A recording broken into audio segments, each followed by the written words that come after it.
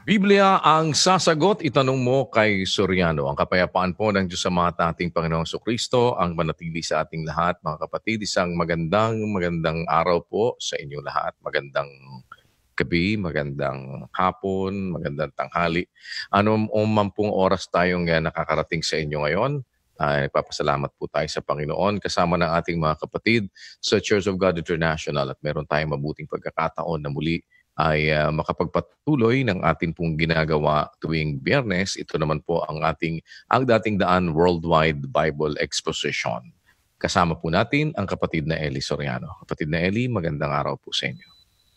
Magandang araw, magandang gabi sa inyong lahat mga kapatid, mga panauhin. Pati na yung ating mga hindi kapananampalataya na nakikinig at sumusubaybay para maghanap ng mali sa ating sinasabi. Alam niyo po, yung paghahanap ng mali, maganda yun. Kung ang layon mo ay magtuwid ng mali. Maganda po yun. I appreciate kung makita nyo mali, sabihin nyo sa amin mali. At mapapag-usapan po yun. Salamat sa inyong pakikinig, pagsubaybay. Salamat po sa inyong matiyagang pagsubaybay. Umpisa na tayo, kapatid na Daniel. Opo, kapatid na Eli, at agad po tayong dumako sa atin pong kapatid mula sa Kamiling Tarlac po tayo. Isang born again din po ang ating magtatanong ay si kapatid na Mark Juan. Kapatid na Mark, magandang gabi sa iyo. Magandang gabi po, Brother Eli, Brother Daniel. Bali, sa simbahan po na aking ina-attendan, hanggat maaari po, hindi nila pinapayagan na ang isang miyembro, worker o leader ay suminta sa hindi niya kapanampalataya. At ang pinagbabatayan po nilang verse ay ang 2 Korinto 6:14 na huwag makikipamatok sa mga hindi sumasampalataya. Ngayon, ang tanong ko po ganito, makatarungan po ba yung ganong hatol na dahil hindi mo kapanampalataya ay hindi mo na siya pwedeng sintahin o mahalin? Hindi ko nakuhang buo yung unang bahagi ng question, kapatid na Daniel.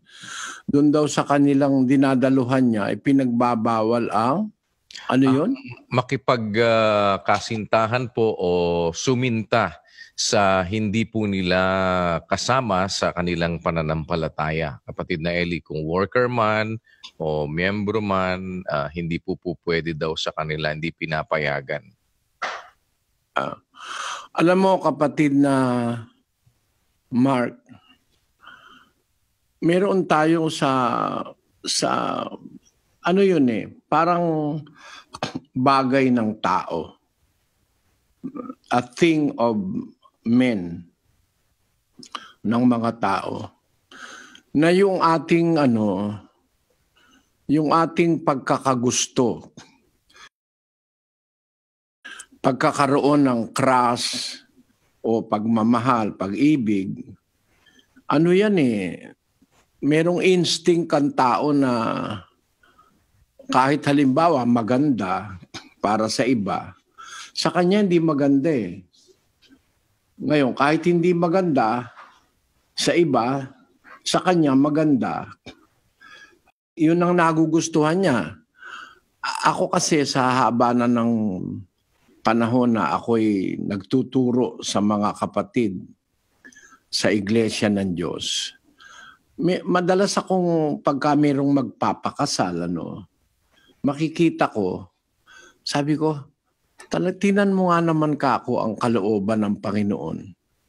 Merong lumapit magpapakasal, pagkataba-taba ng babae, payat naman yung lalaki. Paano ka kung nagustuhan ito ng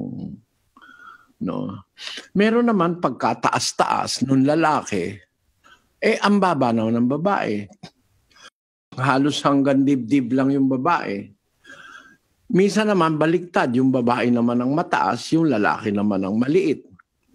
Meron akong nakita, iglesia ni Manalo ay kapitbahay namin, diakono at saka diakonesa. Yung babae, pagkaganda-ganda ng babae, ang puti-puti.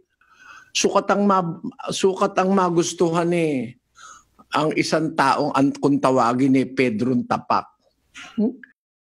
Alam mo kung bakit? Kasi yung kanyang lagi siyang nakatapak at ang kanyang paa, kapal na ng kalyo. Sabi ko, nagustuhan ng babae ito. Yun. Umpisa tayo sa ganon. Kuminsan merong mga tao na kahit anong pintas ang gawin mo, yun ang gusto niya, yun ang mahal niya. Para bang natural na tumitibok yun, Nasa Biblia kasi yun. Si Jacob, yung pinaka-patriarka ng lahing Israel, na nanganak ng 12 anak. Ang talagang gusto nun yung si Raquel,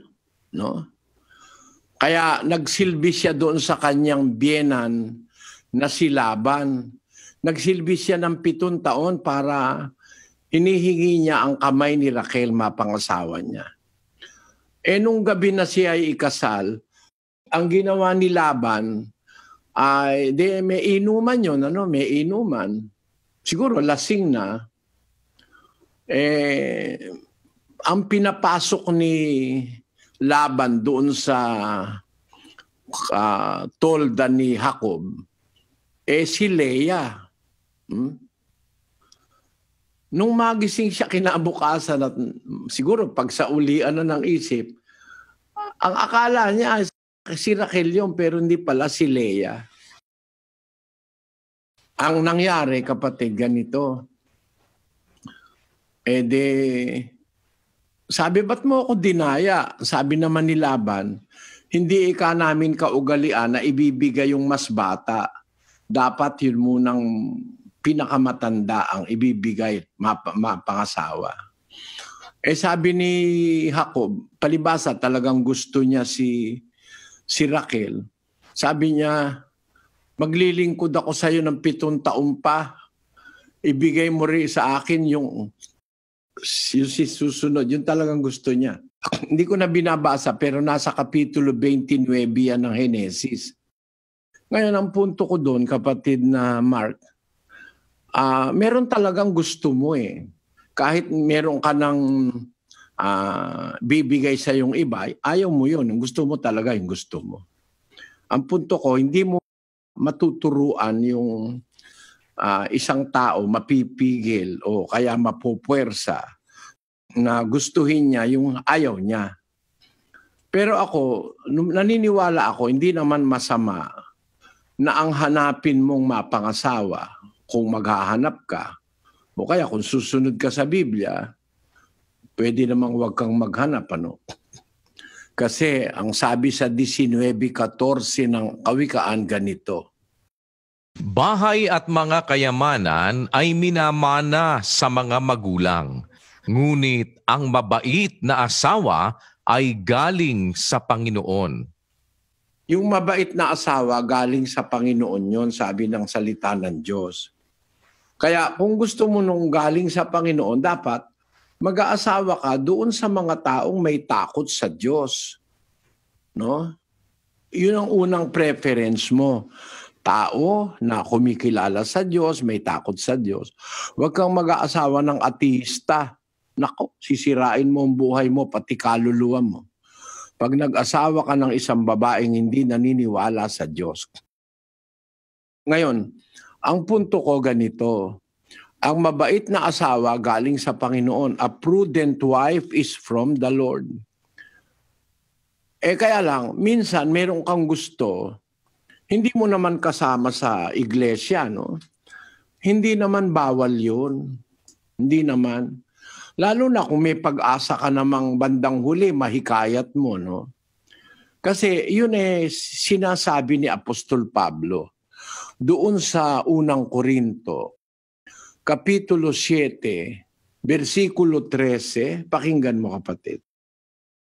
At ang babaeng may asawang hindi sumasampalataya at kalooban niyang makipamahay sa kanya, ay huwag niyang hiwalayan ang kanyang asawa. Nakita mo? Sabi ng salita ng Diyos, yung babaeng may asawang hindi sumasampalataya.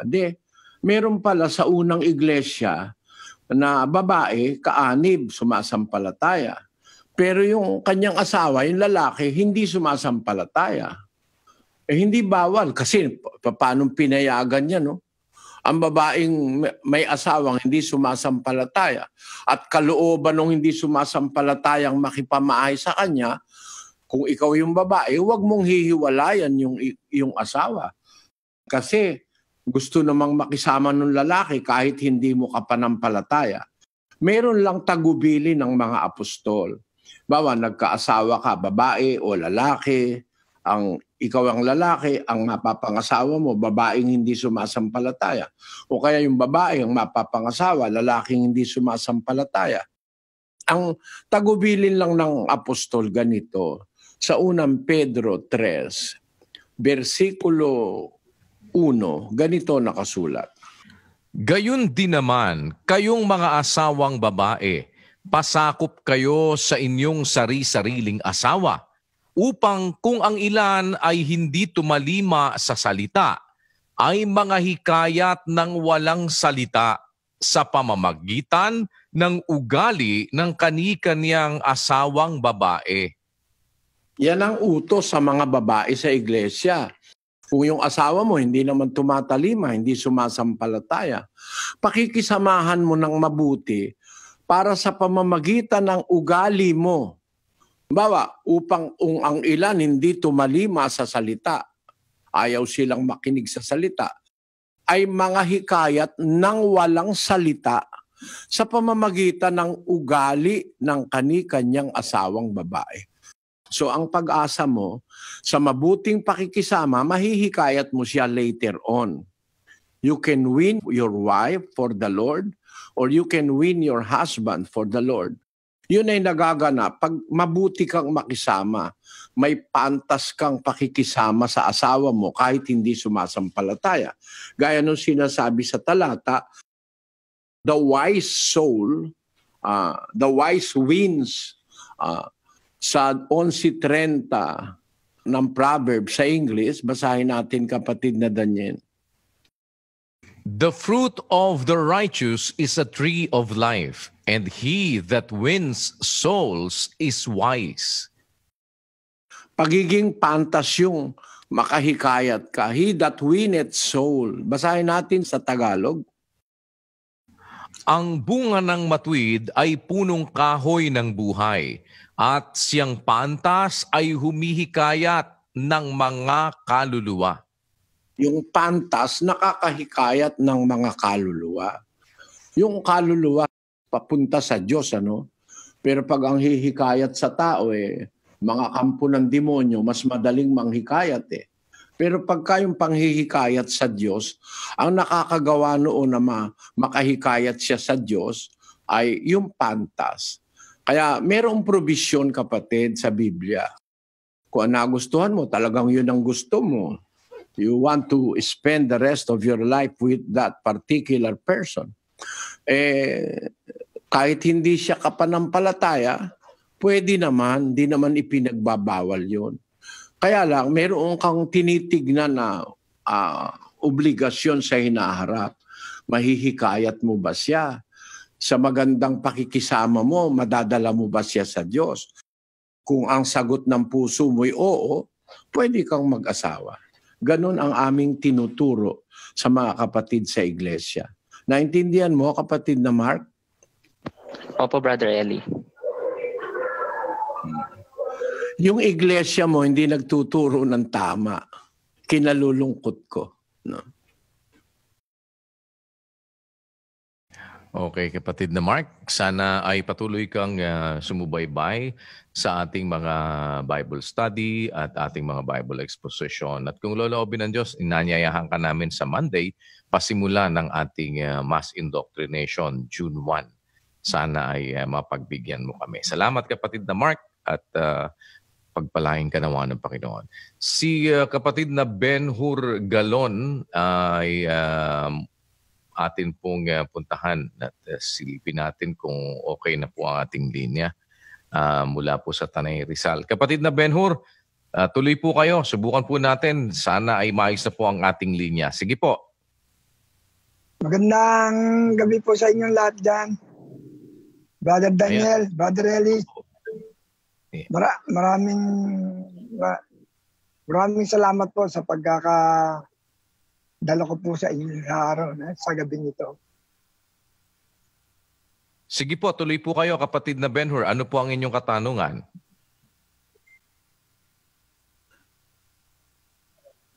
Ako po ay magtatanong, pero magpapaliwanag muna po ako na magmula nung ako po ay naging isang mananampalataya, ginalang ko na po ang pangalan natin Panginoon sa pagbasa, sa pagsulat, sa pagbigkas.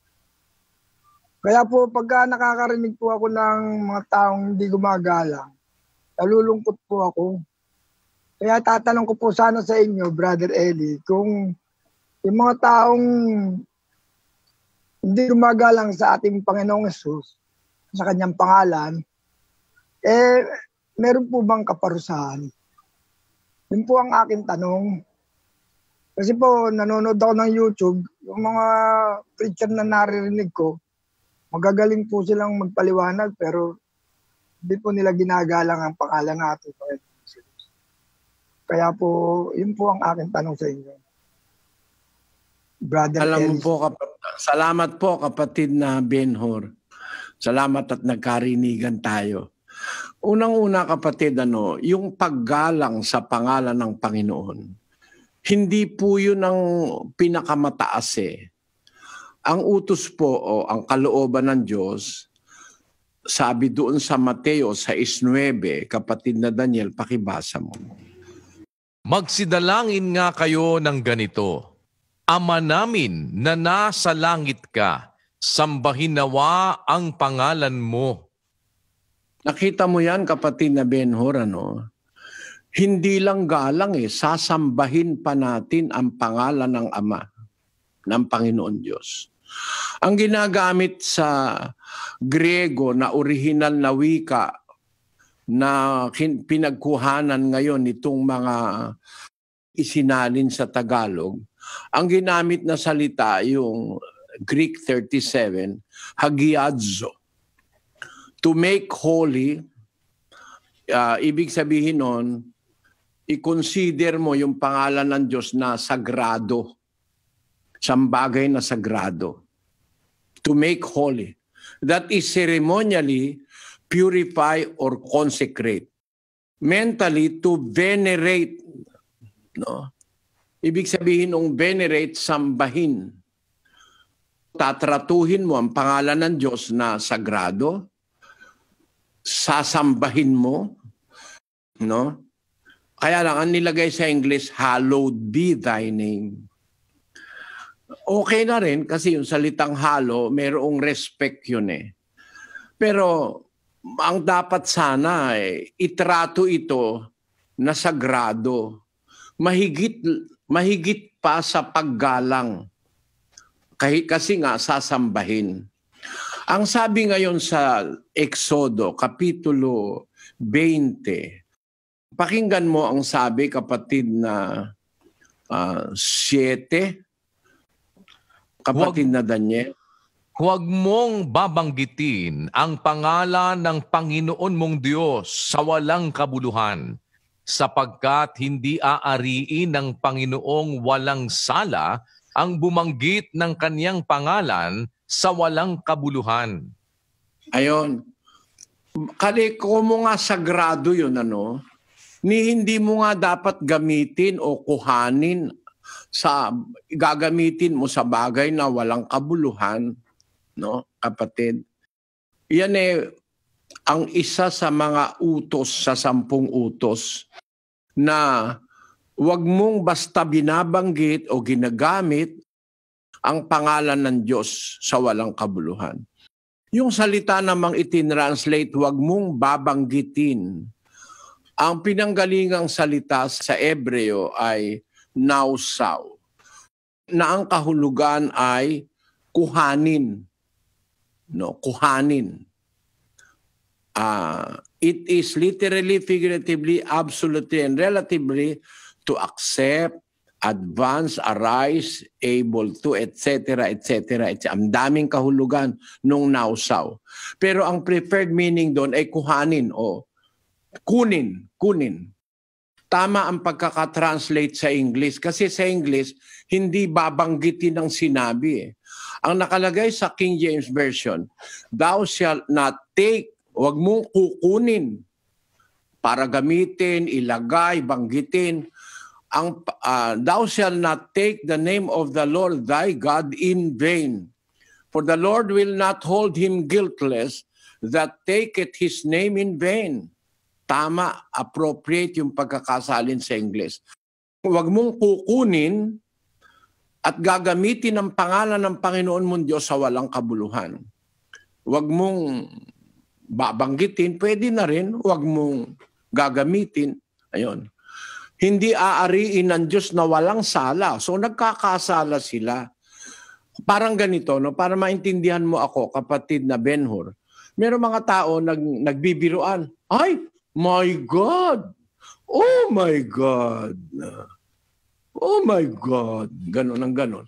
Nagbibiruan lang, nagpapayabangan lang, nagkukwentuhan lang yung mga lasenggo.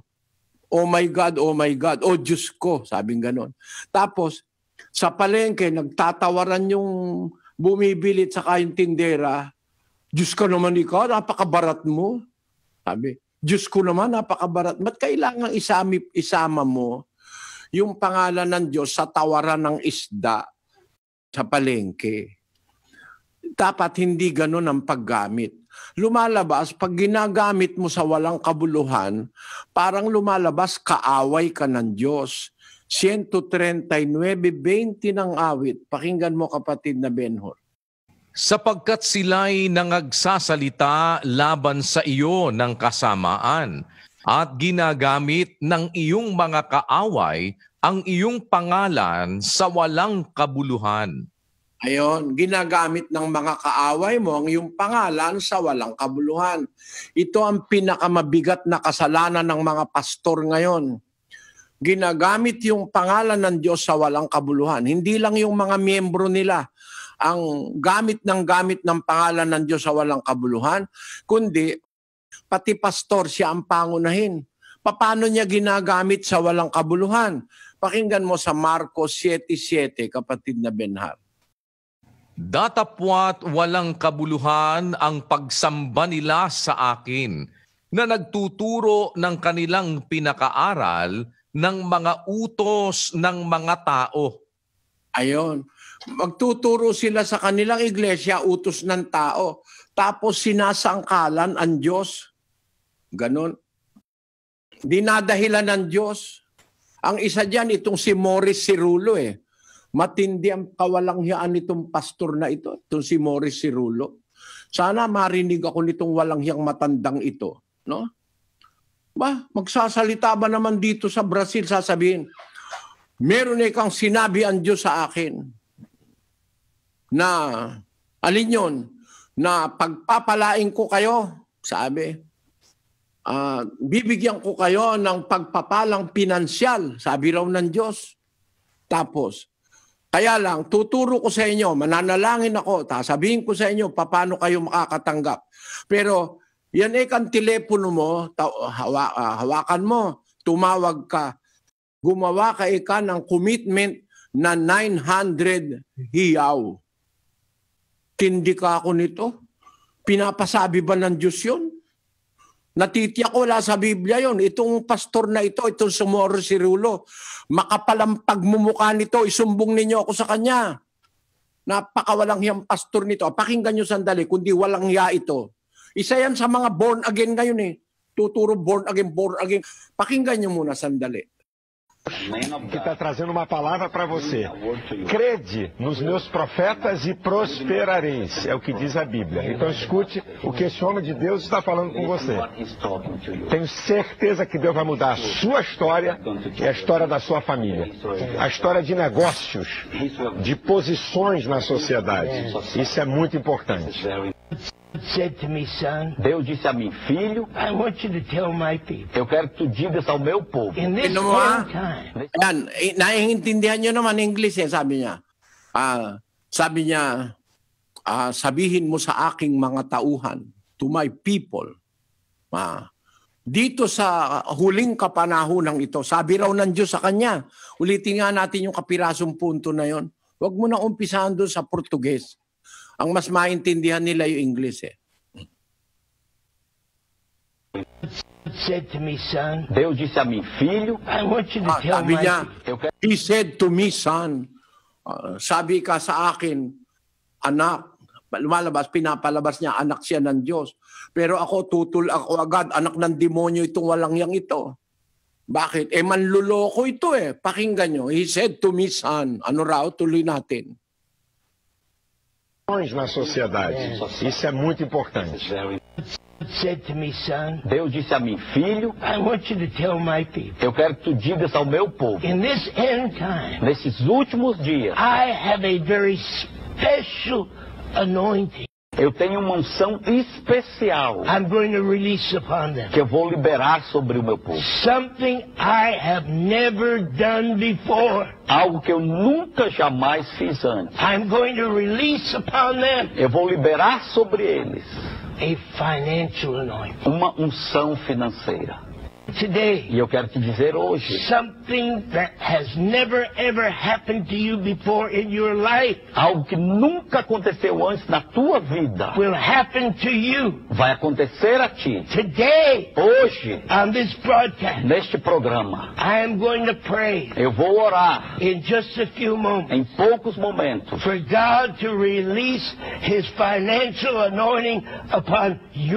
para Deus liberar a sua unção financeira sobre a tua vida. Eu vou te dizer o que é esta unção financeira em poucos momentos. Mas eu quero que você faça isso. Existe um telefone aí na tela agora mesmo. God to give you the financial anointing. Se você quer que Deus te dê a unção financeira, the end time financial anointing, a unção financeira dos últimos dias, I want you to pick up that phone. Eu quero que você pegue esse telefone. And I want you to make a commitment. E eu quero que você faça um compromisso. For 900 reais. Para você semear R$900. You say, Brother Shulo, I have never ever done anything like that in my life. E você diz, irmão Cerula, eu nunca fiz isso na minha vida. Especialmente not on television. Para um programa de televisão. But I tell you, mas eu te digo, when you sow what God is asking us to do today. Quando você semear o que Deus está nos pedindo. Tingnan mo yan, Tingnan mo yan, punto na yan. When you saw what God is asking us to do today. Pagka itinanim mo yung hinihingi ng Diyos sa iyo ngayon. Nanghihingi ba ang Diyos? Napakawalang hiya mo. You are shameless. You have lost every sense of shame. Mores Cirulo, to allege that God is asking for 900 reals. Shame on you. You are lying. 900 reals. Ganun ba kung humingi ang Diyos? May presyo? Wala namang ganun Ang nasa Korinto, 2 Korinto 9, versikulo 7, pakinggan nyo. Magbigay ang bawat isa ayon sa ipinasya ng kanyang puso. Huwag mabigat sa loob o dahil sa pinipilit, sapagkat iniibig ng Diyos ang nagbibigay na masaya. Ang sabi sa English, let every man according as he purposeth in his heart, so let him give. Not grudgingly or of necessity, for God loveth a cheerful giver. I'm sorry to say this, but I have that feeling in my heart to show unto you people, pastors, leaders of religious groups that uses the name of the Lord our God in vain, in shameful teachings. But I'm sorry, they have lost every sense of shame. As it is written in the book of Ephesians, let us read that book of Ephesians, chapter 4, verse 19. Who being past feeling have given themselves even over unto lasciviousness, to work all uncleanness with greediness. In the International Standard Version, since they have lost all sense of shame. They have lost all sense of shame.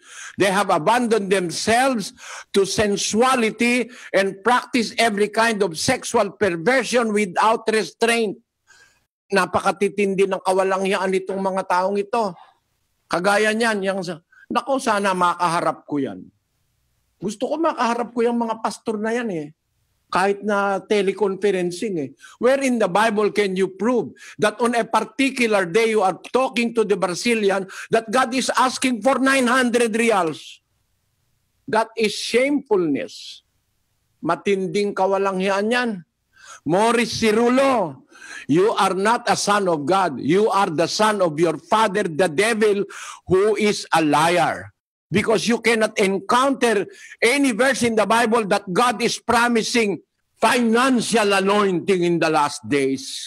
Financial anointing, where is that in the Bible? And where can you prove in the Bible that God is asking for 900 reals on that particular day? You are talking to the Brazilian people, and you allege that, why 9? Because it is 2009. Imagine that senseless reasoning. Let us continue that. Let us continue that particular portion. Why 9, he said. Let us read.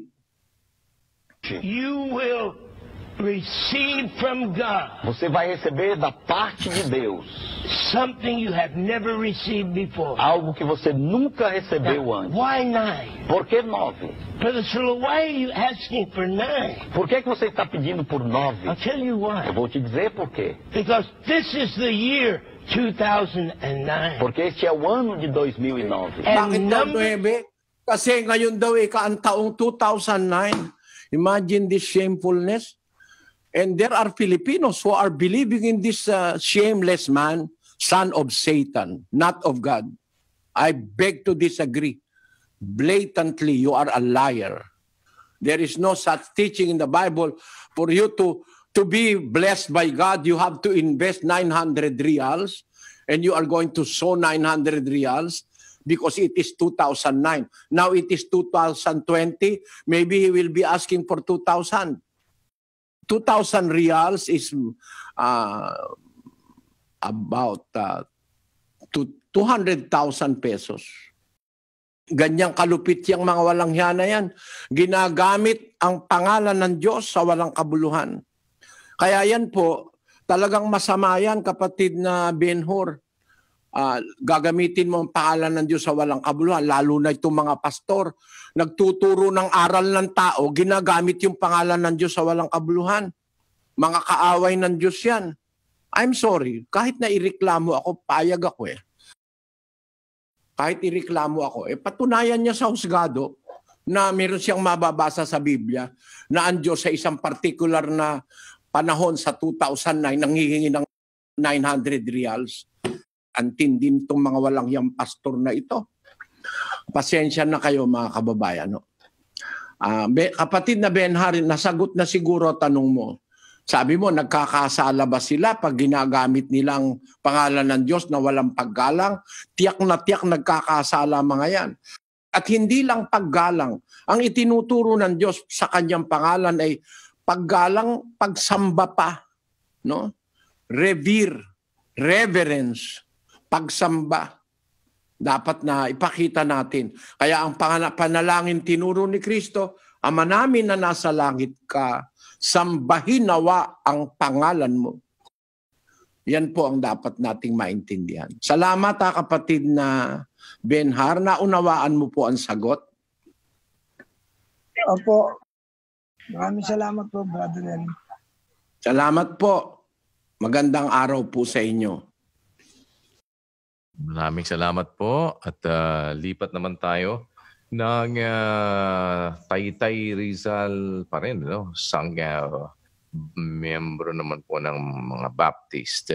Si kapatid na Gilbert Agron. Kapatid na Gilbert, tuloy po kayo. Magandang gabi po sa inyo. Ay, salamat po at magandang gabi rin po sa inyo. Ako po ay naparito sa platform ninyo dahil may mga kapatid ho ako na nahikayat na po ninyo.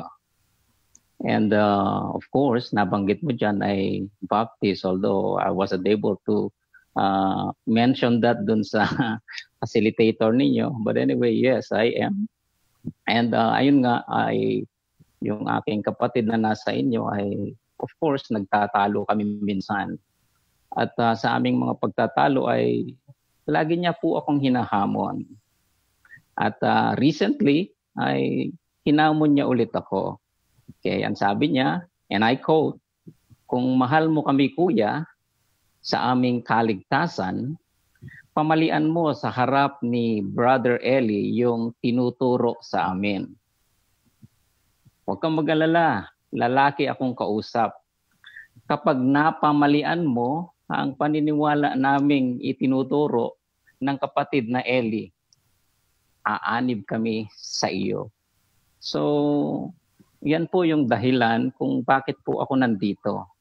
Ang pinakadahilan ko po ay mahal ko itong mga kapatid kong ito. And I believe that well, ito namang sa inyo, ang ganda ng mga turo ninyo.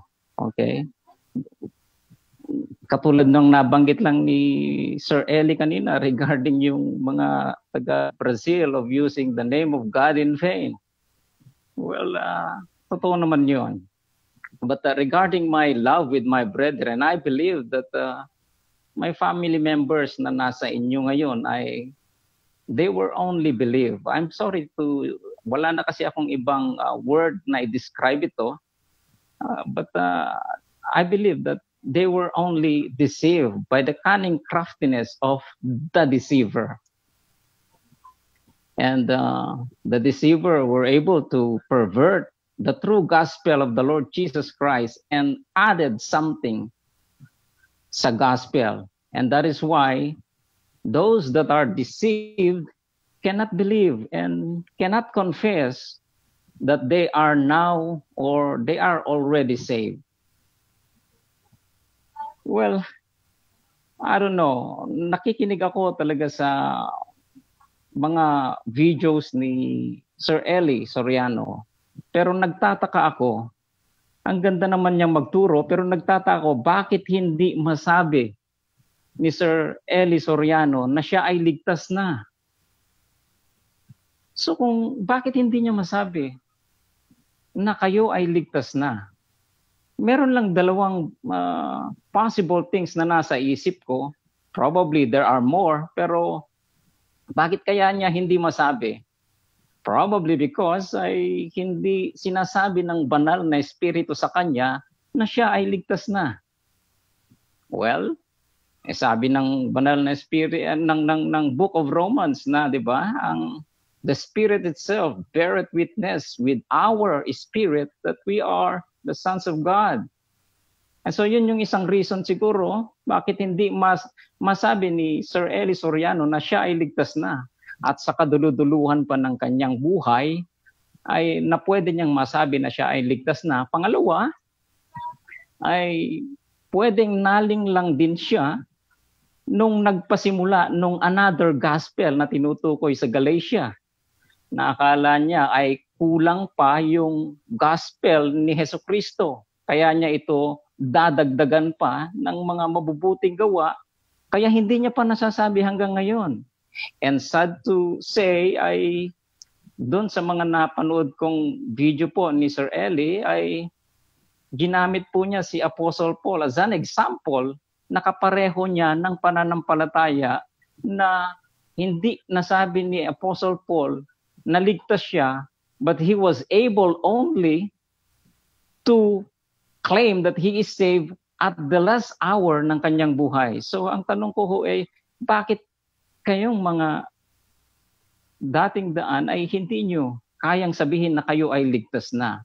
Well, sabi ni, yan yung naririnig ko sa inyong video. Nakuha ko na kapatid yung tanong kasi it is taking too long. This is a Bible exposition. There are other people waiting for their turn. Nakuha ko na. Siguro maliwanag ko nang nakuha, kapatid na Daniel. First of all, I will tell you, we are not deceived. Maybe you are the one who is deceived. I do not know any other word to answer your allegation that we are deceived by the deceiver. The deceiver is Satan, but we are not deceived by Satan. We follow the strict words of God in the Bible. Ngayon, ang sasabihin ko sa iyo, kapatid, ganito. Sabi mo, ba't hindi ko masabing ligtas na ako? Ba't ang mga taga-datindahan hindi masabing ligtas na ako? Tapos, ang binasa mo, yung 8 ng Roma. Babasahin ko, hindi mo kasi binasa eh. Roma 8:16, kapatid na Daniel. Ang Espiritu rin ang nagpapatotoo, kasama ng ating Espiritu, na tayo'y mga anak ng Diyos. Ayan. Yung pagiging anak ng Diyos, kapatid, hindi ang ibig sabihin, ligtas ka na agad. No? Hindi ang ibig sabihin ng pagiging anak ng Diyos, ligtas ka na agad. Pakita ko sa iyo ang pruweba. Siguro hindi tinuro sa iyo ng pastor mo, no? Hindi ba si Adan ay anak ng Diyos? Ibig ba sabihin, ligtas na agad si Adan dahil tinawag siyang anak ng Diyos? Ganun ba ang interpretasyon niyo sa Biblia? Ganun ba kagarapal ang interpretasyon ng Baptist? Basahin natin ang Lucas Kapitulo 3, yung huling-huling talata dun sa lineage ng Panginoon Kristo. Umpisahan mo sa 3:23, kapatid na Daniel. At si Jesus din, nang magpasimula siyang magturo, ay may gulang na 30 taon na anak ayon sa sinasapantaha ni Jose, ni Eli, ni Matat, ni Levi, ni Melki, ni Hane, ni Jose. Ayan. Pagkatapos, natin, lumundag tayo, mahaba kasi, na anak ni Enos, ni Seth, ni Adam ng Diyos. Di ba si Adam anak ng Diyos? Ano nangyari kay Adam? Ligtas na. Matindi kayo.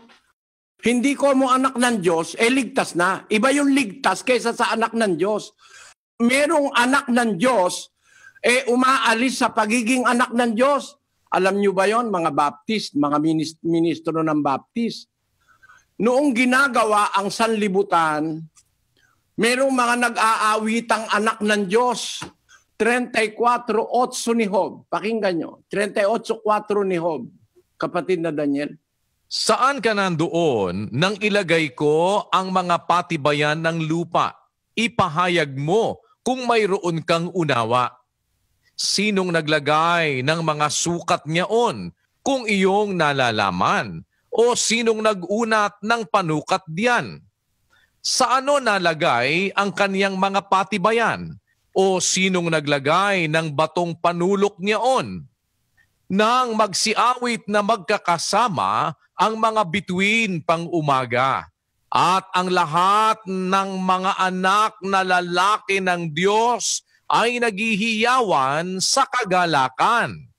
Ayan, nung palang ginagawa ang mundo, meron palang mga anak ng Diyos noon, sons of God, na tuwan-tuwa, nilikha ng Diyos ang mundo, wala pang tao noon. Itong mga anak ng Diyos na ito na sinasabi ni Job ay mga anghel. Tinatawag na mga bituing pang umaga. Ang sabi dun sa English, basahin natin na sa English yan. When the morning stars sang together and all the sons of God shouted for joy. Mga anak ng Diyos itong mga anghel eh. Eh ano nangyari? Ligtas na? Ligtas na dahil anak ng Diyos. Mali ka dyan, kapatid. Diyan mo ba papatunayan na ang kapatid mo, mahal mo? Nagsasalita ka nang hindi mo naiintindihan eh. Kung talagang mahal mo ang kaluluwa ng kapatid mo, magsuri ka muna. Hindi ko mo, may nabasa ka na, dahil tinanggap mo espiritu, eh anak ka na ng Diyos, eh kung lumayas sa'yo, alam mo ba na pwedeng lumayas ang Espiritu Santo ng Diyos? Eh ligtas ka na, sabi mo. 51 Gs ng awit. Pakinggan niyo mga kapatid. Likhaan mo ako ng isang malinis na puso, O Diyos, at magbago ka ng isang matuwid na espiritu sa loob ko. Huwag mong akong paalisin sa iyong harapan, at huwag mong bawiin ang iyong banal na espiritu sa akin. Kita mo, binabawi yan, hoy. Para sabihin mo, meron ako espiritu, ligtas na ako. Kagaguhan yan. Katarantaduhang walang katulad sa Biblia yan kung nakakaintindi ng Biblia ang makakausap mo.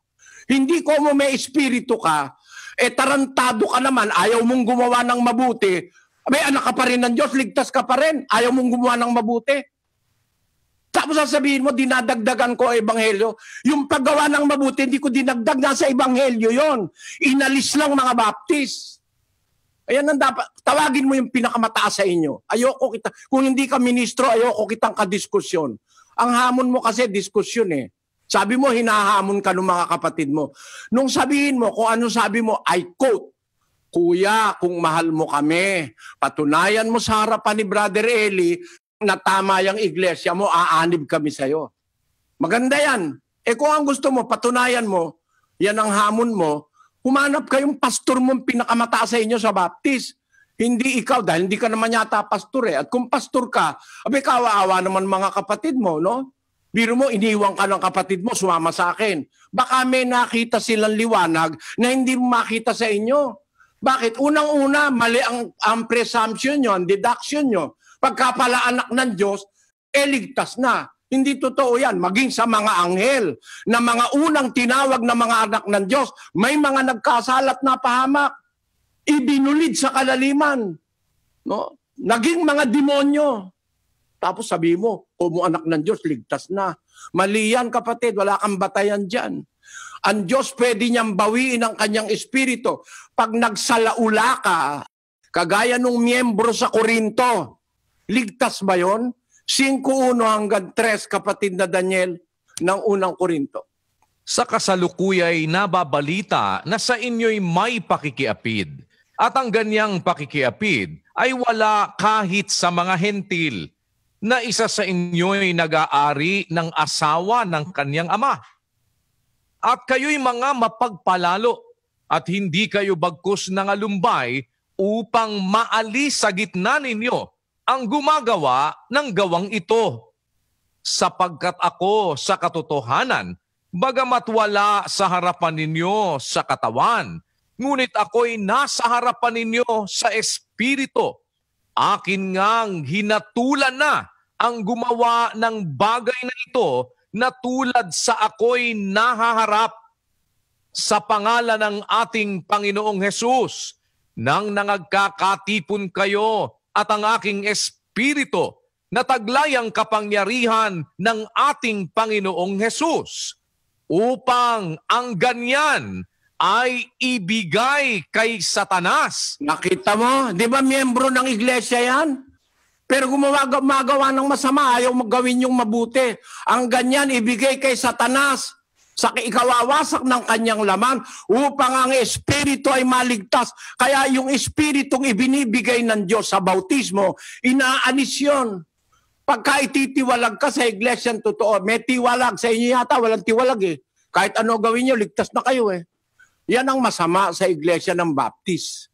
At kung talagang sa Diyos kayo, bakit ang dai-dain yung grupo? Puro kayo Baptist, Southern Baptist, Modern Baptist, Conservative Baptist. Mahigit 100 Baptist. Ay talagang maraming demonyo nagtatrabaho dyan sa relihiyon ng mga Baptist. Ginawa kayong mga magkakadibisyon. Ang daming denomination niyang Baptist. At yan ang pinakamasamang relihiyon sa ibabaw ng lupa. Bakit? Ang advocacy niyan, ligtas na agad, tapos wala nang kailangan gawang mabuti. Sino nagsabi sa inyo hindi na kailangan gumawa ng mabuti? Ilagay mo nga ang kanilang aral sa screen. Kasi alam ko yan eh. Hindi nyo naman ako po pwedeng paglakuan pagdating sa relihiyon. Ano? Lahat ng aral ng relihiyon, pinag-aralan ko eh. Ito ang sabi ng mga Baptist. Kailangan lang daw sumampalataya, ligtas na. Malaking kasinungalingan yan. Kaya kayo ngayon, hilig na hilig niya kami, ligtas na kami. Ligtas ka na sa COVID nga, hindi ka pa nakakatiyak na ligtas ka eh. Sabihin nyo, ba't ngayon wala kayong pagkakatipon? Subukan nyo magkatipon, ligtas na kayo? Napagbabawalan nga kayo ng gobyerno at saka ng mayor eh. Bakit? Hindi ka pa nga ligtas sa COVID-19 tapos ligtas ka na. Ito ang paniwala ng Baptist. Oh. Once saved, always saved. Ilagay mo yon. Once saved, always saved. Minsang ligtas, ligtas magpakailanman. Yan ay hindi a-apply sa inyo. Kasi yan uma-apply sa sumusunod hanggang kamatayan. Nag-umpisa kang mailigtas sa kasalanan. Susunod ka hanggang kamatayan, maliligtas ka. Hindi ligtas na. Pag hindi ka sumunod, hindi ka na maliligtas. Tandaan nyo yan mga kababayan na nakikinig ngayon sa akin. Baptist kayo, anuman kayo, huwag kayong paloloko dyan sa mga nagsasabi niya, once saved, always saved. Ito ang aral ng Baptist. Page 52. Article 5. Justification. Ito po, pakibasa mo kapatid na Daniel. We believe that the great gospel blessing which Christ secures to such as believe in him is justification. That justification includes the pardon of sin and the promise of eternal life on principles of righteousness. That it is bestowed not in consideration of any works of righteousness which we have done, but solely through faith in the Redeemer's blood, by virtue of which... Tinan nyo kasi nungalingan yan. Ang justification daw, sabi ng Baptist, is bestowed not in consideration of any works of righteousness which we have done, but solely through faith in the Redeemer's blood. Kasi nungalingan yan, di totoo yan. Walang verse na ganyan sa Biblia. Na ang justification not in consideration of any works of righteousness. Yun ba ang ibig nyo sabihin? Hindi na kailangan ng gawang mabuti para maligtas ka, ma-justify ka sa pamagitan lang ng dugo ni Kristo. Ligtas ka na. Kanino uma-apply yung dugo ni Kristo? Yun ang tanungin mo muna eh. Baka mamaya ikaw lang ang nag-apply sa sarili mo na ikaw na-redeem na ng dugo ni Kristo eh. Para ma-redeem tayo ng dugo ni Kristo, may processes na tinuturo ang Biblia. Ikalawang Korinto 17. Pakilagay mo nga sa screen. Minamasdan ninyo ang mga bagay na nahaharap sa inyong mukha. Kung ang sino man ay mayroong pagkakatiwala sa kanyang sarili, na siya'y kay Kristo, ay muling dili-dilihin ito sa kanyang sarili na kung paanong siya'y kay Kristo. Kami naman ay gayon din. Ayan, sabi ni Apostol Pablo sa mga Kristiyano nung una, minamasdan ninyo ang bagay na nahaharap sa inyong mukha. Meron kasi kung tumingin, malapit lang. Yun lang nasa mukha niya. Hindi siya marunong tumingin sa malayo. Tandaan nyo yun, mga kapatid, yung punto na yun. Ang sabi ngayon niya sa mga ito, na kung tumingin lang nasa mukha nila, nasa harap ng mukha nila, kung ang sino man mayroong pagkakatiwala sa kanyang sarili na siya'y kay Kristo, muling dili-dilihin niya ito sa kanyang sarili kung paano siyang naging kay Kristo. Meron palang paraan ng pagiging kay Kristo. At hindi ka magiging kay Kristo kung ang tinitignan mo lang yung nasa harap mo. No? Basahin natin ang 1:5 ng 2 Pedro.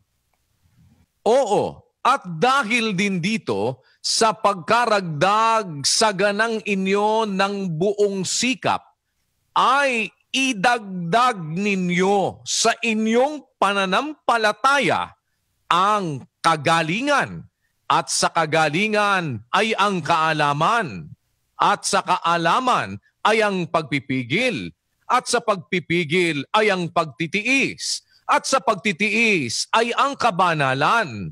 At nakikita mo ba ito, kapatid, na baptist? Ang sabi ni Apostol Pedro, sa pagkaragdag sa ganang inyo ng buong sikap, idagdag nyo sa inyong pananampalataya. Add to your faith. Sasabihin mo ngayon, faith alone can save. Once saved, always saved. Faith alone can save. Minus good works. Add to your faith virtue. And to virtue, add knowledge. And to knowledge, add temperance. And to temperance, patience. And to patience, add godliness. And to godliness, add brotherly kindness. Add to brotherly kindness, charity. And for if these things be in you and abound, they make you that ye shall neither be barren nor unfruitful in the knowledge of the Lord Jesus Christ. But he that lacketh these things is blind and cannot see afar off. Ayan, kung tumingin, malapit lang. Beyond faith, God expects us to do something good or things that are good. Beyond faith. Kung hanggang faith ka lang, no? Bulag ka, sabi ng Biblia. Basahin ko ulit sa Tagalog. Pakinggan nyo, ha? Ang sabi sa 1:5, oo, dahil din dito, sa pagkaragdag sa ganang inyo ng buong sikap, idagdag ninyo sa inyong pananampalataya ang kagalingan. Sa kagalingan ay ang kaalaman, at sa kaalaman ay ang pagpipigil, at sa pagpipigil ay ang pagtitiis, at sa pagtitiis ay ang kabanalan, at sa kabanalan ay ang mabuting kalooban sa kapatid, at sa mabuting kalooban sa kapatid, idagdag nyo ang pag-ibig. At kung sapagkat kung nasa inyong mga bagay na ito at sumasagana, hindi kayo pababayaang maging mga tamad o walang bunga sa pagkakilala sa ating Panginoon Jesucristo. Datapwat, yung wala ng bagay na ito bulag. Kaya bulag ang baptist eh. Hindi makakaintindi ng Biblia. Ayaw nang gumawa ng mabuti eh. Yung bang pag-ibig sa kapatid, pag-ibig sa kapwa, hindi ba yun eh gawa ng mabuti? Paggawa ng mabuti yun eh. Sa inyo, wala na. Hindi na kailangan. Biro mo, sabi nun sa inyong doktrina. Sabi, justification, balik mo sa screen, is bestowed not in consideration of any works of righteousness. Mali, kapatid. Hahatulan tayo sa gawa. Tandaan mo yan. 22 ng Apokalipsis. Si Kristo may sabi nito. Biro nyo, blatantly, inaalis nyo ito sa Biblia. 22:12.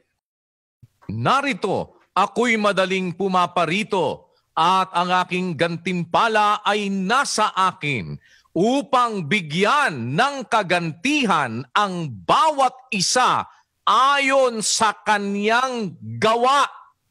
Sasabihin nyo ngayon, hindi na kailangan ng any works of righteousness. Hindi ba blatant na kasinungalingan ng Baptist Church yan? I am calling the attention of all Baptist ministers. Can you prove to me that really salvation is attained only through faith? And you will be redeemed by the blood of Jesus Christ. The blood of Jesus Christ does not apply to the Baptist Church. Because the blood of Jesus Christ applies to the true church of the Bible, not the Baptist Church. 20:28 of the book of Acts. Take heed therefore unto yourselves and to all the flock, over the which the Holy Ghost hath made you overseers, to feed the church of God, which he hath purchased with his own blood. Never in the Bible can you find a verse to feed the Baptist church which he purchased with his own blood. Walang Baptist church sa Biblia. Yung nakadiskusyon kung yung Baptist doon sa Angeles, sabi ko, ano ka ba? Sabi niya, Baptist. Ito mga miyembro mo, Baptist? Oo raw. Tumagot yung mga miyembro, yes, Baptist kami. Sabi ko, kayo ba mga nagbabautismo ba kayo? Sabi ko sa miyembro, hindi ba kakibo? Nagbabautismo ba kayo? Pangalan pa lang nyo, mali na eh. Ang kahulugan ng baptist, nagbabautismo. Lahat ba kayo miyembro ng baptist? Nagbabautismo ba kayo? O binautismo ang kayo ng pastor nyo? Kaya nga ang tawag John the Baptist. No? John the Baptizer. Pangalan pa lang mali na eh. Baptist Church. Lahat ba kayo nagbabaptize para tawagin kayong Baptist? Imbis na tawagin kayo na Kristiyano, pinalitan nyo ng Baptist. Yan ang kalikutan ng mga pastor na nag-imbento niyang pananampalatayang Baptist Church na yan. May tawag naman eh. Hindi naman ang tawag eh, Mormons eh. Saksi ka kami ni Jehovah. Ang pinantatawag sa sumusunod kay Kristo, Kristiyano. Hindi Baptist, hindi Mormons, hindi Sabadista. Pinalitan. Ako Iglesia Katolika. Romano ako. Teka muna, dapat Kristiyano eh. 11:26 ng Gawa. Pakinggan nyo. At nang siya'y kaniyang masumpungan, ay kaniyang dinala siya sa Antioquia. At nangyari na sa buong 1 taon, sila'y nakisama sa iglesia at nagsipagturo sa maraming tao. At ang mga alagad ay pinasimulang tawaging mga Kristiyano sa Antioquia. Kaya ako, ayokong tatawagin ako na halimbawa, tatawagin mo ako na iba. Kristiyano ako. Hindi ako Hindu. No? Kristiyano ako. Yun ang utos ng Diyos na maging katawagan natin. 1 Pedro 4. Pakinggan nyo nakasulat. 16. Ngunit kung ang isang tao ay magbata na gaya ng Kristiyano, ay huwag mahiya, kundi luwalhatiin ng Diyos sa pangalang ito. Ayan ang dapat nating ipagmalaki. Tayo'y Kristiyano. Kung tayo ay talagang naturuan ng aral ni Kristo, pero to masquerade or to present yourself as Baptist. Tapos parang bang sila ang nakapakyaw ng Biblia na hindi na raw kailangan ng any works of righteousness. Sino nagsabi sa inyo? Na hindi included ang works of righteousness which we have done? It is included because we will be judged according to our works. According to our works. That is what is in the Bible. That's why to be saved and to know and to bravely and without doubt to say that you are saved, you must be sure that you are doing and you have done the work of righteousness that God have asked us to do. Kaya si Apostol Pablo, nung makatiyak siya na nagawa niya na lahat, noon niya sinabi, iniaalay na ako, ang panahon ng pagpanaw ko dumating na. Mamamatay na siya. Nakipagbaka ako ng mabuting pakikipagbaka. Natapos ko na ang aking takbo, yung kanyang trabaho. Iningatan ko ang pananampalataya. Buhat ngayon. Tamo, hindi kayo kapareho ni San Pablo? Kailan niya sinabi, buhat ngayon. Nakataan sa akin ang putong nakatwiran. Kailan? Nung mamamatay na siya, na nakatagal siya. Na kasiya'y nakapanatili, nakatapos siya. Kayo naman, di pa kayo nag-uumpisa. Ligtas na kami. Tapang ng hiya ng mga pastor na yan. Di pa nga kayo nag-uumpisa eh. Wala pa nga kayo nagagawang buti sa sangkatauhan eh. Tapos ligtas na kayo. Si Pablo nung sabihin, buhat ngayon. Nung natapos ko na aking takbo, iningatan ko ang pananampalataya. Nakipagbaka ako ng mabuting pakikipagbaka. Buhat ngayon. Natataan sa akin ang putong nakatwiran. Bakit buhat ngayon? Kasi nung hindi pa nagaganap yung lahat ng bagay na dapat niyang ganapin, ang sabi ni Pablo sa Filipos, Kapitulo 3, versikulo 13, pakinggan nyo mga kababayan. Mga kapatid, hindi ko pa inaaring inabot. Datapwat, isang bagay ang ginagawa ko, na nililimot ang mga bagay na nasa likuran at tinutungo ang mga bagay na hinaharap. Nagtutumulin ako sa hangganan sa gantimpala ng dakilang pagtawag ng Diyos na kay Kristo Jesus. Ayon. Hindi ko inaaring naabot ko na, mga kapatid. Dapat isang bagay ang ginagawa ko. Hindi siya pastor ng Baptist, no?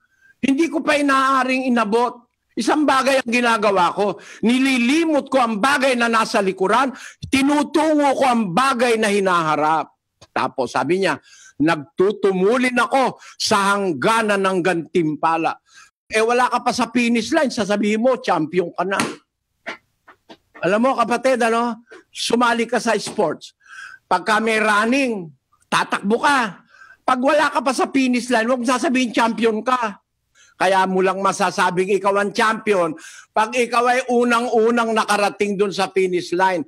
Nagtutumulin ako sa hangganan sa gantimpala ng dakilang pagtawag ng Diyos na kay Kristo Jesus. Kaya ang sabi kasi ni Kristo sa Mateo 24:13, pakinggan niyo nakasulat. Datapwat ang magtitiis hanggang sa wakas ay siyang maliligtas. O, kita mo, magtiis ka muna hanggang wakas, saka ka maliligtas. Nagtiis ka hanggang 3 buwan o 3 taon o 30 taon, tapos bumalik ka na. Hindi ka pwedeng maligtas noon, kapatid. Pakinggan mo sa isang talata ng Hebreo, 10:36 at 38. Sapagkat kayo'y nangangailangan ng pagtitiis upang kung inyong magawa ang kalooban ng Diyos ay magsitanggap kayo ng pangako.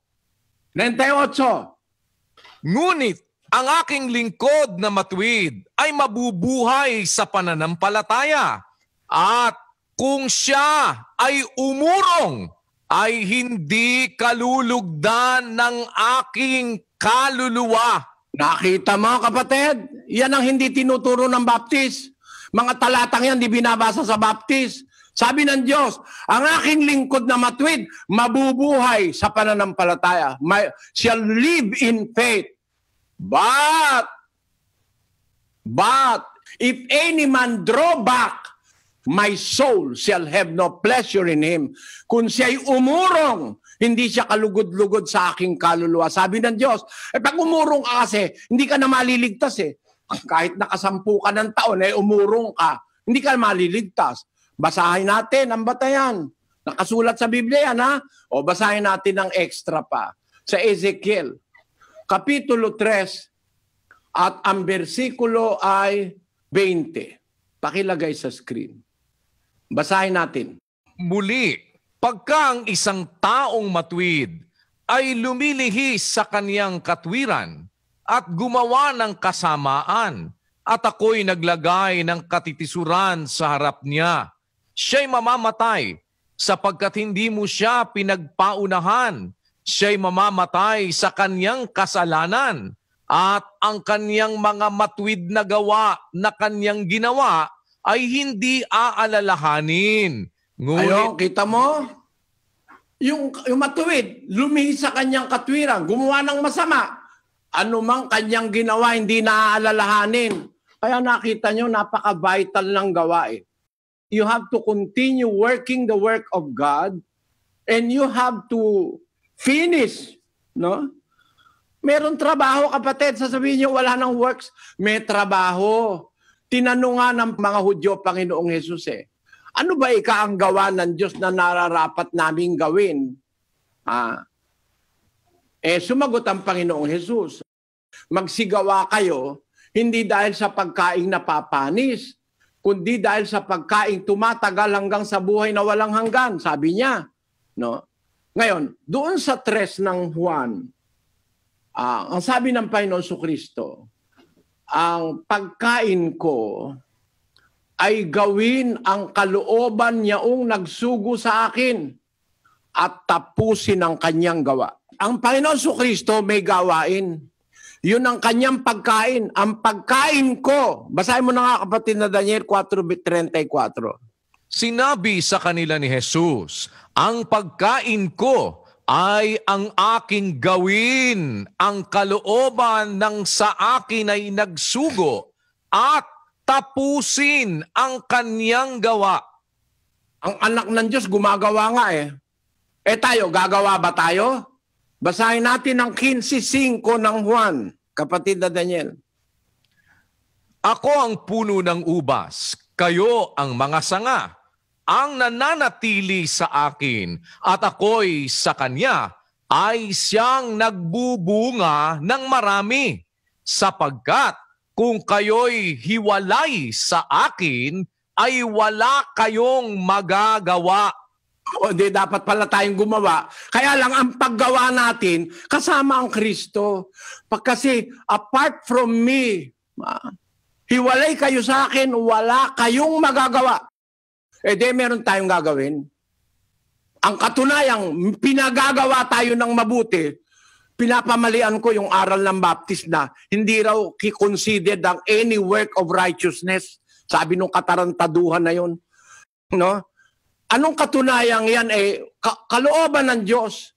Nagagawa tayo para tayo maligtas. Basahin natin ang Pilipos 2:12, kapatid na Daniel. Kaya nga, mga minamahal ko, kung paano ang inyong laging pagsunod na hindi lamang sa harapan ko, kundi bagkus pa ngayong ako'y wala, ay lubusin ninyo ang gawain ng inyong sariling pagkaligtas na may takot at panginginig. Nakita niyo mga kababayan? May party kang gagawin. Gagawin ni Kristo yung kanya, gagawin ng Ama yung kanya, gagawin ng Espiritu Santo yung kanya. Pero ikaw, libre ka na. Wala ka nang gagawin. Sasabihin mo lang, masampalataya kami, baptist kami, ligtas na kami. One save, forever save. One save, always save. Kung gusto nyo, matanda na rin lang ako eh. Diskusyon tayo, putulan ng lalamunan. Pag napatunayan nyo sa harapan ng tao, yung itinuturo nyong aral na yan sa likod-likod, umarap kayo, mga pastor ng Baptist. Huwag itong membro nyo ang pinapaharap nyo sa akin. Yung sinasabi nyo na hindi na kailangan ng gawa, maliwanag ang sabi ni Pablo sa mga taga-Pilipos, lubusin ninyo ang gawain ng inyong sariling pagkaligtas na may takot at panginginig. Bakit? Bakit? Kasi malaki ang timbang ng ating gagawain. Ang paggawa, susunod ka kay Kristo. Ano ba pinapagawa ni Kristo? Umibig ka sa kapwa. Pag umiibig ka sa kapwa, papautangin mo yung nangungutang. Bibigyan mo yung humihingi. Magdo-donate ka sa mga wala. No? Magbibigay ka ng tulong. Gagawin mo yan. Yan. Mga lahat ng gawang mabuti. Yan ba hindi kailangan ng konsiderasyon sa gawa para maligtas ka? Kasama yan sa pagbabatayan. Kaya ka lang nagiging dapat na masakop ng dugo ni Kristo dahil sa pananampalatayang may kalakip na gawa. Basahin natin ang 2:22 ng Santiago. Ito, hindi nyo binabasa ito eh. Nakikita mo na ang pananampalataya ay gumagawang kalakip ng kanyang mga gawa. At sa pamamagitan ng mga gawa ay naging sakdal ang pananampalataya. Kita nyo, ang pananampalataya gumagawa kalakip ng kanyang mga gawa. Alam nyo mga kapatid, yung pananampalatayan totoo, na masasakop ka ng redeeming power of the blood of Christ is a faith that works. A faith that operates in good works. Hindi basta faith lang, daldalan. Sumampalataya kay Kristo. Iligtas na ako. Hindi yon. Hindi yon. Nakikita mo ang pananampalataya, sabi ni Santiago, gumagawa kalakip ng kanyang mga automatically may gawa na kasama ang talagang pananampalataya. Pag sinabi yung pananampalataya, totoong pananampalataya, may automatic na kasamang gawa yon. Sa pamamagitan ng gawa, naging sakdal ang pananampalataya. 26, pakinggan nyo. Sapagkat kung paanong ang katawan na walang espiritu ay patay, ay gayon din ang pananampalataya na hiwalay sa gawa ay patay. Patay ang pananampalataya ng mga Baptist, walang gawa kasi. Iniasa na lahat kay Kristo. Nagbakasyon na mga pastor. Humingi na lang ng humingi ng ikapu at ng abuloy. Hindi nagagawa ng mabuti. Ganun ang ginagawa nyo. Sabi mo, hindi kailangan gawang mabuti. Tanong ko, pastor, nangangaral ka ba? Oo. Gawa bang mabuti yan? Ano sagot? Kung gawang mabuti ang pangaral, ba't ka pa nangangaral? Gumagawa ka palang mabuti. Hindi naman kailangan yan. Talungin mo, pastor. Pastor, ang akin pong ikapo bibigay ko sa linggo. Okay. Mabuti yan. Tanong, pastor, akala ko ba hindi na kailangan ng gawang mabuti basta't ligtas na tayo without any work of righteousness? Pagka ganon, hindi ko nabibigay ikapo ko. Tingnan mo kung pumayag. Mabuti raw yung ikapo Sabi ng pastor Mas mabuti nga kung dadagdagan mo raw kung hindi na kailangan, huwag ka na mag-ikapo. Tingnan mo pag hindi nagreklamo yung pastor mo. Nagreklamo Tinuruan ko yung miyembro dito sa Brazil Sabi ng pastor mo, hindi na kailangan gumawa ng mabuti. Ito ako, approach mo. Pastor, mabuti po ba talagang magbigay ako na ikapo? Oo, sabi niya. Para hindi ka salakayin ng devorador. Sabi, para ikaw huwag salakayin ng devorador.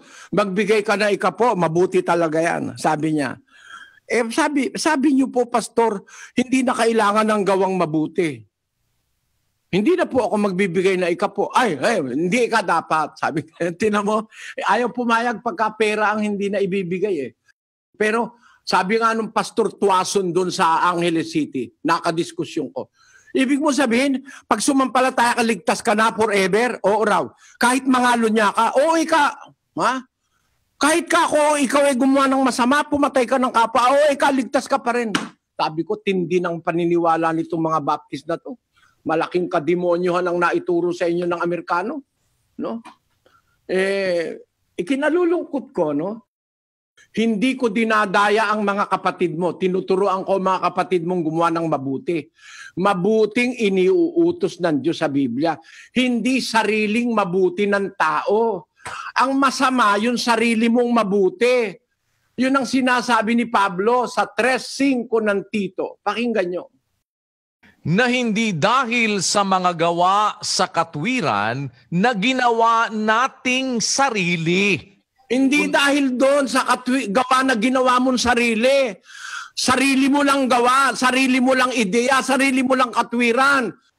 Hindi dahil sa gawa sa katwiran na ginawa nating sarili, kundi ayon sa kanyang kaawaan ay kanyang iniligtas tayo sa magitan ng paghuhugas sa muling kapanganakan at ng pagbabago sa Espiritu Santo.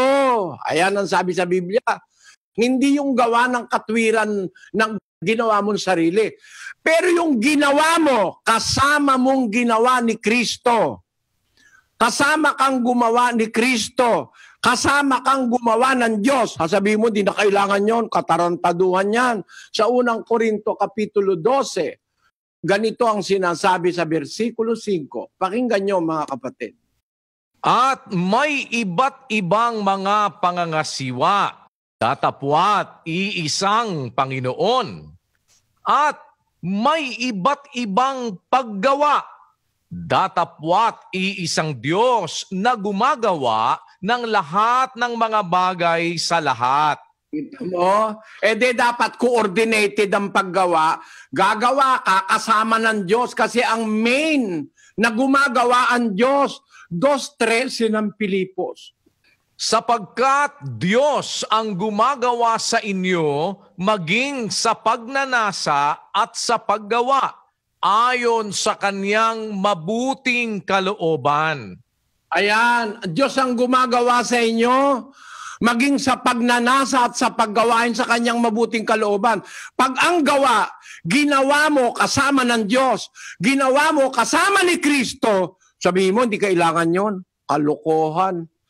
Kaya nga tayo maliligtas, gumawa ang mga apostol Ikaw man. At sabihin ni Pablo, sumampalataya na ako, ligtas na ako. Teka muna, Pablo, mangangaral ka muna bago ka maligtas. Mangangaral ka, magpipigil ka, gagawa ka ng mabuti, yun ang kondisyon ni Kristo. Hindi alam ng pastor ng Baptist yun. Kinausap ni Kristo ng personal si Pablo. Sinabi sa kanya ang gagawin niya. Sumasampalataya ako. Ako si Pablo halimbawa. Ligtas na ako, Panginoon. Hindi na kailangan gumawa ng mabuti. Teka, hindi ganyan, Pablo. Susuguin kita, ha, Pablo. Sumasampalataya ka, susuguin kita. Pag sinugo kita, mangangaral ka. No? Dadalhin mo ang aking pangalan sa mga Israel, sa Hintil, sa mga hari, at sa buong sanlibutan, dadalhin mo ang pangalan ko, sabi kay Pablo. Pero, mag-iingat ka. Bakit? Pakinggan nyo. Sa unang Korinto 9:27. Ngunit hinahampas ko ang aking katawan at aking sinusupil. Baka sakaling sa anumang paraan, pagkapangaral ko sa iba, ay ako rin ay itakwil. Kita nyo? Nagpipigil si Pablo eh. Gumagawa siya ng mabuti, pinipigil niya ang kanyang sarili sa pagtuturo niya anong ginagawa ni Pablo. Basahin natin ang 4 ng unang Timoteo, kapatid na Daniel. Kapitulo 4, versikulo 16. Mag-ingat ka sa iyong sarili at sa iyong turo. Manatili ka sa mga bagay na ito, sapagkat sa paggawa nito ay ang iyo ring sarili ang ililigtas mo at pati ng mga nagsisipakinig sa iyo. Ang liwaliwanag niya, ang liwaliwanag. Sabi niya, ang ministro para ka maligtas, mag-ingat ka sa iyong sarili. Kagaya ni Pablo, hinahampas ko ka akin sarili, sinusupil niya. Mag-ingat ka sa iyong sarili. At sa iyong turo, mag-ingat ka sa turo mo, huwag kang parang baptist. Manatili ka sa mga bagay na ito, sapagkat sa paggawa nito, may gagawin o wala? Meron. Sa paggawa nito, ang iyo ring sarili ang ililigtas mo, pati ang mga nagsisipakinig sa'yo. Pero pag hindi mo ginawa ito, pahamak ka, pati mga nakikinig sa'yo, parang baptist, pahamak din. Kaya ang sabi ni Pablo, narinig niya ito kay Kristo eh. Hinahampas ko ang aking katawan. Sinusupil ko ang aking katawan. Baka sakali sa anumang paraan, pagkapangaral ko sa iba, ay ako rin ay itakwil. Nagtatakwil po ang Diyos, mga kababayan. Nagtatakwil ang Diyos. Lalo na pag hindi ka gumawa, pakinggan nyo sa Apokalipsis. Kaya itong aral ng Baptist, kulang ang 6 na oras dito para ipakita ko kasinungalingan ng Baptist eh. Sabi ng Diyos sa Apokalipsis, itatakwil kita. Sabi niya. Apokalipsis, basahin muna natin ang 3:15, kapatid na Daniel. Nalalaman ko ang iyong mga gawa, na ikaw ay hindi malamig o mainit man. Ibig ko sanang ikaw ay malamig o mainit. Kaya, sapagkat ikaw ay malahininga at hindi mainit o malamig man, ay isusuka kita sa aking bibig. Itatakwil ka ng Diyos. Nalalaman ko ikaw ang iyong gawa. Sabi ng Diyos sa kanya, no? Hindi ka malamig, hindi ka rin mainit. Ibig ko sana, malamig ka o kaya mainit ka. Kasi gano'n naman talaga ang pagkain eh. Kung itutulad mo sa pagkain, ang pagtanggap ng Diyos sa tao, parang pagkain. May pagkain talaga, masarap mainit. Meron ka ba naman nakita sopas ice cold? Soft drinks, hindi sopas. Pag sopas, talagang mainit-init dapat yon. Wala ka naman makikitang ice cream na masarap kainin kumukulo. Dapat malamig talaga yon. Sabi ng Diyos, nalalaman ko yung mga gawa. Ikaw ay hindi malamig o mainit. Hindi dedicated sa kanyang paggawa. Hindi perfect yung paggawa. Ibig ko sana ikaw ay malamig o mainit man. Sapagkat ikaw ay malahininga, hindi mainit o malamig man, isusuka kita sa aking bibig. Later, ang sabi niya, dyan din sa Apokalipsis, itatakwil kita. Sabi niya. Doon sa isa pang talata, sa 3:2 ng Apokalipsis. Magpuyat ka at pagtibayin mo ang mga bagay na natitira na malapit ng mamatay, sapagkat wala akong nasumpungang iyong mga gawang sakdal sa harapan ng aking Diyos. Ayan, ang sabi, magpuyat ka. Pagtibayin mo mga bagay na natitira na malapit ng mamatay. Mamamatay na. Sapagkat wala akong nasumpungang iyong mga gawang sakdal sa harapan ng aking Diyos. Tuloy sa 3. Alalahanin mo kung paano iyong tinanggap at narinig at ito pa rin mo at magsisi ka. Kaya't kung hindi ka magpupuyat, paririyan ako gaya ng magnanakaw. Hindi mo malalaman kung anong panahon, paririyan ako sa iyo. Ayun ang sabi ng ating Panginoon. Kita nyo? Kaya alam nyo mga kababayan, yung aral ng Baptist, napakalaking pagkakamali niyan. Napakalaking pagkakamali nyo na umanib kayo dyan sa relihiyon na yan. Na ang itinuturo kakontra ng sinasabi ni Kristo. Ang sabi ni Kristo, gagawa tayo. Hindi tayo pwedeng walang gagawin. Sasampalataya ka lang, ligtas na. Kung totoo yung ba't sinasabi ni Pedro, idagdag nyo sa pananampalataya nyo ang kagalingan. Sa kagalingan, idagdag nyo ang kaalaman. Sa kaalaman, idagdag nyo ang pagpipigil. At sa pagpipigil ay pagtitiis. Pagtitiis ay ang kabanalan. At sa kabanalan ay ang mabuting kalooban sa kapatid. Ang mabuting kalooban sa kapatid ay pag-ibig. Tapos, ang wala ng bagay na ito, bulag. Tanyo? Kaya kailangan may faith, tama, doon nag-uumpisa. Pero hindi hanggang doon lang. There are things beyond faith that we have to execute in our lives. And that is following the will of God, doing good things with Christ and with God Himself. Kailangan natin ng gumawa kasama ng Diyos. Meron siyang ipinapagawa. 2 Timoteo 3:17. Pakinggan nyo mga kababayan. Upang ang tao ng Diyos ay maging sakdal, tinuruan... Maliligtas. Paano ka maliligtas? Ang tao ng Diyos upang maging sakdal. Kaya ka maliligtas kung nasakdal ka eh. Ang sanctifying na grace ay yung dugo ni Kristo. Pero para mag-apply sa iyo yung dugo ni Kristo, upang ang tao ng Diyos maging sakdal, tinuro ang lubos sa lahat ng mga gawang mabuti. That the man of God may be perfect o complete, thoroughly furnished unto all good works. Yan. Yan ang hindi binabasa ng Baptist. Balikan natin yung doktrina nila, kapatid na Daniel, yung underline. Makikita nyo ang kasinungalingan niyang doktrina na yan. That is, ang sabi doon, it is bestowed. That it is bestowed, ano kasunod? Not in consideration of any works of righteousness which we have done, but solely through faith in the Redeemer's blood. Kasinungalingan. I disagree. Through faith in the Redeemer's blood. To show that you have faith in the Redeemer's blood, you have to work. You have to follow the Redeemer. Unless you follow Him, His blood do not apply to you.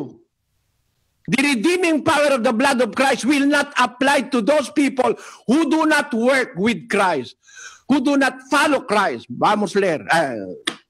Basahin natin. Kapatid na Daniel, sa Hebreo.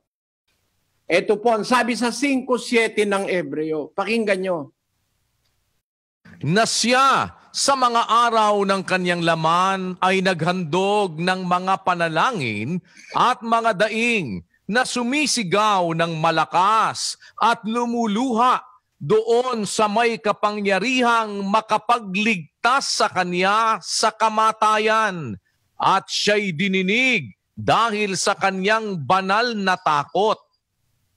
Bagamat siya'y anak, gayon may natuto ng pagtalima sa pamamagitan ng mga bagay na kaniyang tiniis. Tinan mo ito kapatid, mga kababayan. Anak na ng Diyos, may-ari ng lahat ng bagay. Sabi niya, Bagaman siya ay anak, natuto siya ng pagtalima sa pamamagitan ng mga bagay na kanyang tiniis. 9. At nang siya'y mapaging sakdal, siya ang gumawa ng walang hanggang kaligtasan, the eternal salvation. Para kanino? Sa lahat ng nagsisitalima sa Kanya. Kung paanong si Kristo'y tumalima sa Kanyang Ama, dapat din tayong tumalima. Gawin natin ang ipinagagawa ng Panginoong Hesus. Bigyan mong nahihingi, pautangin mo ng ungutang, maawa ka sa mga dukha, sa mga ulila, mga babaeng bao, gumawa ka ng mabuti sa lahat, lalo na sa kasambahay ng pananampalataya. Sasabihin mo ngayon, wala nang gagawin. Siya ang gumawa ng walang hanggang kaligtasan, eternal redemption unto them that obey Him. Obeying is doing what the commandments of the Lord Jesus Christ states. Kaya tayo, gagawa tayo. I vehemently disagree with the doctrine of the Baptist Church that there is no consideration whatsoever in the work of righteousness which we have done. No. The Bible tells us otherwise. The Bible instructs us to do everything that the Bible asks us to do, the good things in the sight of God. That the man of God may be perfect. He is fully, thoroughly furnished unto all good works. And we have to do that until the end. Ituro nyo sa kanila na kanilang ganapin ang lahat ng mga bagay na iniutos ko sa inyo. At narito ako'y sumasa inyong palagi hanggang sa katapusan ng panahon.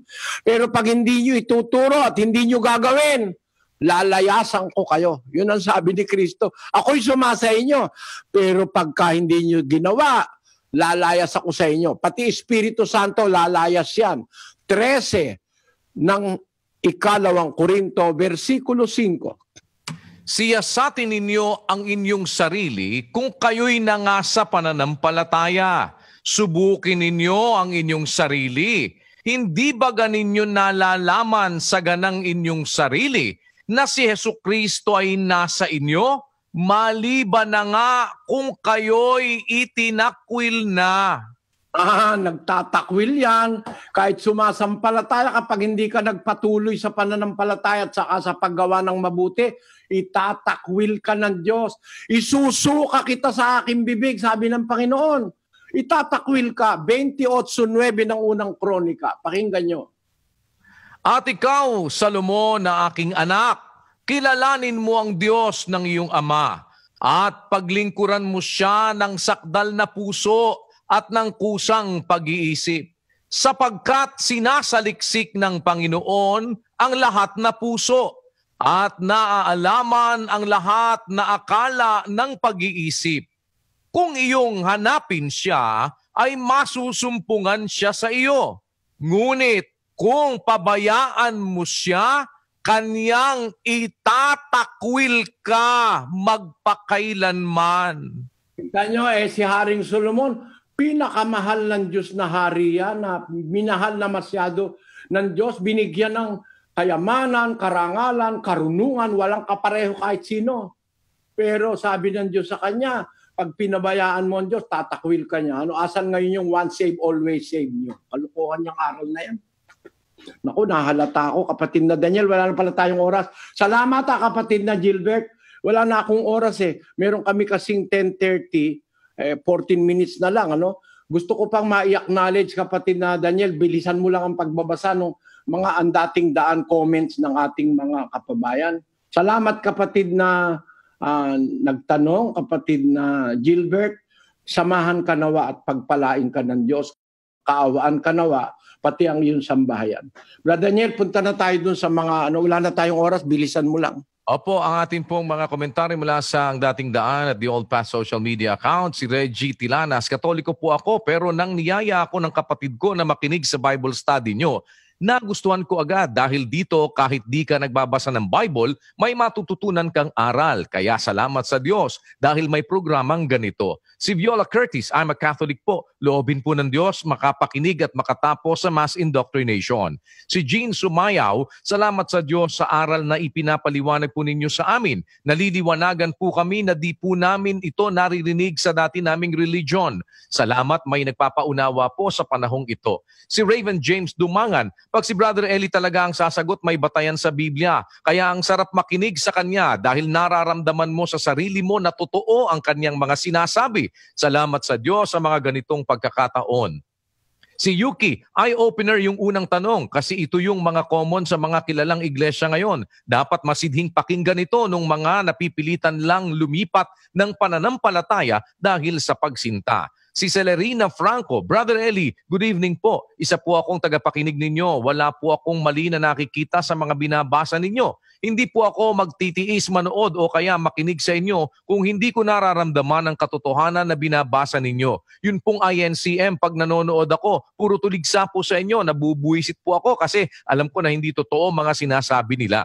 Si Elaine Joyce Bacunador, yung topic ngayon ay super relate ako. Isa ako sa mga listener ng MCGI. Yung partner ko di pa nabaptize sa anumang simbahan kaya I encourage him to be with God, hoping we can be baptized under MCGI. Si Aimee Marie Belmes Alabastro, another day well spent listening to this Biblia serie. This completely filled my heart with unwavering faith and happiness. All the wisdom and truth I have listened is nowhere to be found in any other denominations. We are beyond lucky. A million thanks to God. Si Jepoy Makarang, napakasarap pong makinig. Ngayon po, marami na akong natutunan sa inyong mga aral. Isa po akong Katoliko nang dahil sa kapatid ko, kaya po ako laging nakasubaybay sa inyo. Salamat po sa Diyos. Si J.D. Fernandez, napakalaking kasalanan pala nung gamitin ang pangalan ng Diyos sa walang kabuluhan. Kaya dapat maging maingat sa pagsasalita. Si Melvic Trinidad, napakaganda talaga ng aral sa Biblia na kahit sa pag-aasawa ay may aral pa din pala ang Diyos at kahit may free will tayo na makapili ng mapapangasawa, iba pa din yung bigay ng Panginoon na gaya ng binasa ni Brother Eli na nakasulat sa Kawikaan 19:14. Salamat sa Diyos sa mga aral na mas ikabubuti. Si Aiden Behar, si Brother Eli lang ang mangangaral kahit makagalitan ng buong mundo, isisigaw pa din ang katotohanan para lang sa ating kaligtasan. Swerte tayo, di na tayo maloloko ng kahit sinong pastor dyan. Si Pauline Sedano, grabe talaga ang ibang pastor, ginagamit pa ang Diyos para sa kanilang financial gain. Nakakalungkot at nakakainis. Si Nems, ang totoong utos sa atin ay magbigay ayon sa pinasya ng puso. Itong mga manloloko, laging nagtatakda kung magkano ibibigay ng miyembro nila. Kawawa naman. Si Kyle Faris Melendres, malaki natutunan ko ngayon. Huwag gamitin ang name ni God sa mga walang kwentang usapan o katulad ng nagugulat lang. OMG! I remember ang dami rin pastor sa FB na puro alleluia lang ng alleluia. Nauubos ang oras sa alleluia. Si Edison Marantal, ang ganda talaga ng mga paliwanag ni Brother Eli, lalo na ngayong Expo. Exciting kasi may nanghamon. Sana maunawaan at maliwanagan ng mga tao sa mga magagandang tinuturo ni Brother Eli na bigay ng Diyos. Salamat sa Diyos. Si Chito Siena Salva, salamat sa Diyos, 5 taon po ako sa Baptist. Malapit na sana akong maging pastor. Pero nang marinig ko si Brother Eli, agad akong lumayas dahil nalaman kong mali-mali ang mga aral dyan. Lumayas na po kayo dyan. Si Josie Cal, ganda paliwanag ni Brother Eli, grabe, di dahil anak ng Diyos, ligtas na agad dahil may naaalis sa pagiging anak ng Diyos. May miyembro sa iglesia na ayaw na sa mabuti at gumagawa ng masama. Inaalis yun. Si Apple Makahilas, nagsisigawan po kami ngayon sa bahay, pati bisita namin. Ang ganda ng topic, ang galing talaga sumagot ni Brother Eli. Sheila May, Mandapat, hindi talaga totoo na scripted ng Bible exposition na ito eh.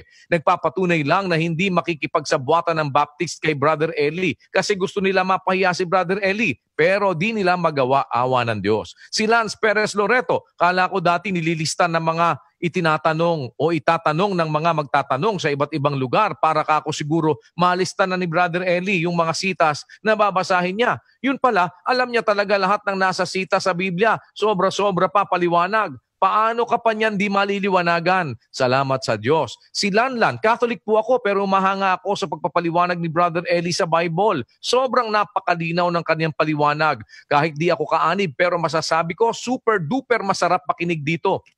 Sobrang ganda talaga ng paliwanag. Galing talaga. Sarap sa pakiramdam. Salamat po sa Diyos. Ilan lamang po sa ating mga komentaryo sa ating ang dating daan at the Old Path social media accounts, kapatid na Eli. Uulitin ko uli, mga kababayan. Huwag niyo pong sasabihin magaling si Brother Eli. Magaling yung salita ng Diyos na binabasa ko. Ako po walang kwentang tao. Wala po akong karangalan. Sinisira nga ako lalo ng iglesia ni Manalo eh. Pero yung binabasa kong salita ng Biblia, walang pastor na buhay ngayon na pwedeng tumutol doon. Kung gusto niyo subukan, subukan niyo. Na yung salita ng Diyos na yan ang magagaling. Ang tawag diyan, salitang nakagagaling. Magaling talaga yan. Unang Timoteo 6:3. Mabilis lang, kapatid na Daniel. Kung ang sino may nagtuturo ng ibang aral at hindi sumasang-ayon sa mga salitang nakagagaling, sa makatwid ay sa mga salita ng ating Panginoong Hesukristo at sa aral na ayon sa kabanalan. Ang magaling, yung aral. Salita ni Kristo, nakakagaling. Kaya nga nakakagaling, magaling eh. Gagaling ang kaluluwa mo, gagaling ang kaisipan mo, gagaling ang well-being mo. No? Kasi nakakagaling talaga yung salita ni Kristo. Yun po ang magaling. Huwag nyo na pong sasabihin uli.